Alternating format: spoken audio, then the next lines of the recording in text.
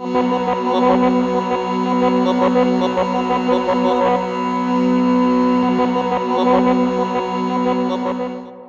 name's John Brown, and I am an executive technical director at Instrument here in Portland, Oregon.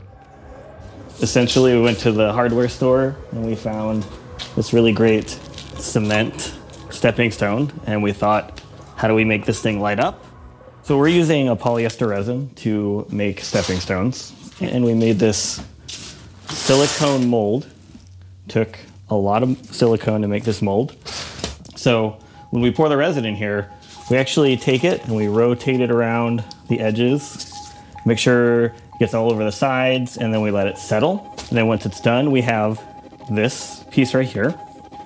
We have a really cool looking, solid piece of resin that has all of the texture of that stepping stone. It's really flimsy, and we realized that if we wanted people to be able to step on them, jump on them, and really just go wild, we needed to reinforce it. And instead of just putting more and more resin in it, which is pretty expensive, we are taking these acrylic 1/4 inch rounds, which we're cutting down here in the basement, and then we are inserting them into the stepping stone, and we're epoxying them together.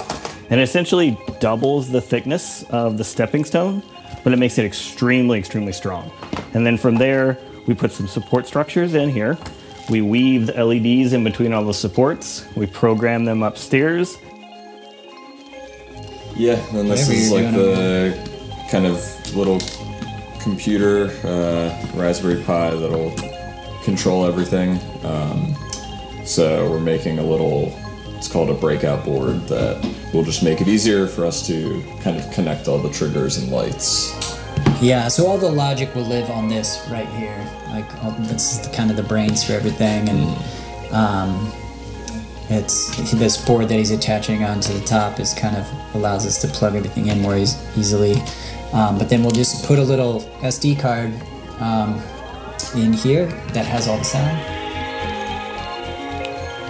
Right now, each one of these stones has an independent trigger that should be starting a light animation and playing a sound that corresponds to each stone.